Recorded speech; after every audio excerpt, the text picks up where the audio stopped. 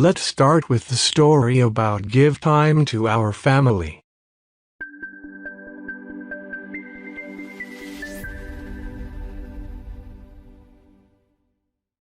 Give time to our family. After 21 years of marriage, my wife wanted me to take another woman out to dinner and a movie. She said, "I love you, but I know this other woman loves you and would love to spend some time with you." The other woman that my wife wanted me to visit was my mother, who has been a widow for 19 years. But the demands of my work and my 3 children had made it possible to visit her only occasionally. That night I called to invite her to go out for dinner and a movie. "What's wrong? Are you well?" she asked. My mother is the type of woman who suspects that a late-night call or a surprise invitation is a sign of bad news. "I thought that it would be pleasant to spend some time with you," I responded. "Just the 2 of us." She thought about it for a moment, and then said, "I would like that very much." That Friday after work, as I drove over to pick her up, I was a bit nervous. When I arrived at her house, I noticed that she, too, seemed to be nervous about our date. She waited in the door with her coat on. She had curled her hair and was wearing the dress that she had worn to celebrate her last wedding anniversary. She smiled from a face that was as radiant as an angel's. I told my friends that I was going to go out with my son, and they were impressed, she said, as she got into the car. "They can't wait to hear about our meeting." We went to a restaurant that, although not elegant, was very nice and cozy. My mother took my arm as if she were the first lady.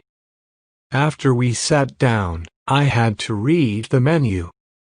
Her eyes could only read large print. Halfway through the entries, I lifted my eyes and saw Mom sitting there staring at me. A nostalgic smile was on her lips. "It was I who used to have to read the menu when you were small," she said. "Then it's time that you relax and let me return the favor," I responded. During the dinner, we had an agreeable conversation, nothing extraordinary but catching up on recent events of each other's life. We talked so much that we missed the movie.